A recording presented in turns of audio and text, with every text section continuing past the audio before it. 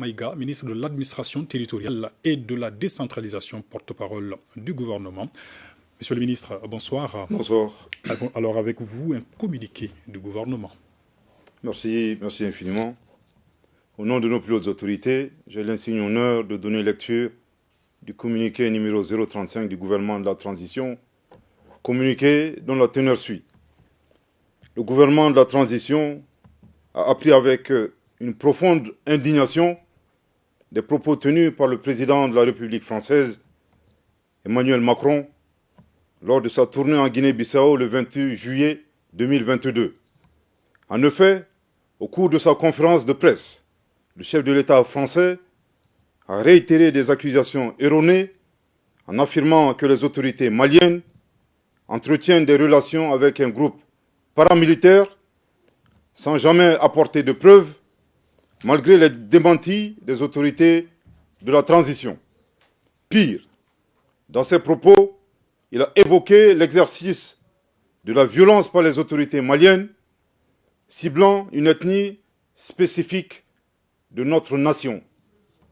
Le gouvernement de la transition condamne avec la dernière rigueur ces propos haineux, diffamatoires du président français et prend à témoin l'opinion nationale et internationale sur ces accusations graves qui sont de nature à susciter la haine ethnique et à porter atteinte au vivre ensemble, à la cohésion ainsi qu'à l'harmonie entre les Maliens. Il est important que le président Macron se remémore constamment le rôle négatif et la responsabilité de la France dans le génocide des Tutsis au Rwanda, un événement qui attriste encore toute l'humanité. À ce sujet, et de manière prémonitoire, après avoir décelé le dessein des autorités françaises d'entretenir la haine ethnique au Mali, le gouvernement de la transition a demandé d'une part à l'ambassadeur de France de quitter le territoire malien et d'autre part a suspendu les médias France 24 et Radio France Internationale se comportant comme la radio des 1000 collines en République du Mali. Aussi, ces propos subversifs du président français donnent raison au gouvernement de la transition, qui, à juste titre, a mis fin à la coopération en matière de défense avec la France pour ses résultats insatisfaisants dans la lutte contre le terrorisme au Mali. En outre, la France, qui a toujours œuvré à la division et à la partition de notre pays, est mal placé pour donner des leçons au Mali.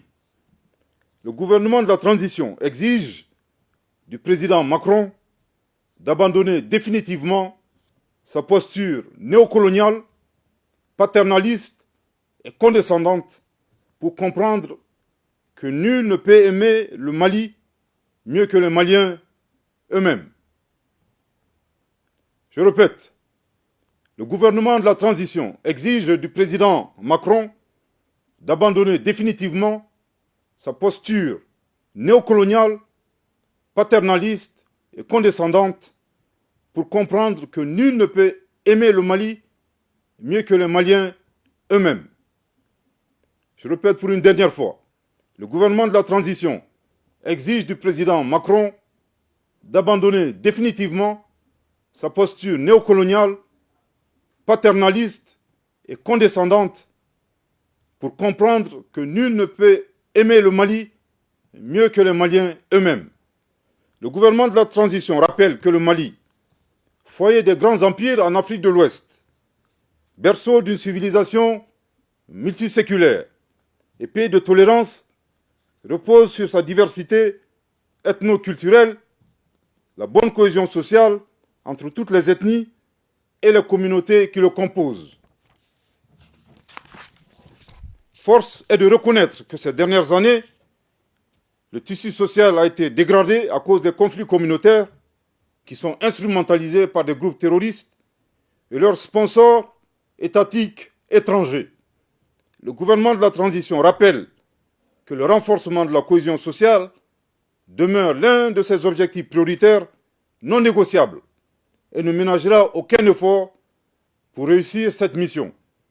Il convient enfin de rappeler avec force que nos vaillantes forces de défense et de sécurité qui sont multiethniques, professionnels, républicains et résolument engagés, demeurent un rempart solide pour la défense de la patrie, la préservation et la protection de l'ensemble de nos concitoyens dans leur diversité ethnique et religieuse. Que Dieu bénisse le Mali et protège les Maliens. Fait à Bamako le 31 juillet 2022. Merci de votre très aimable attention. Merci beaucoup, monsieur le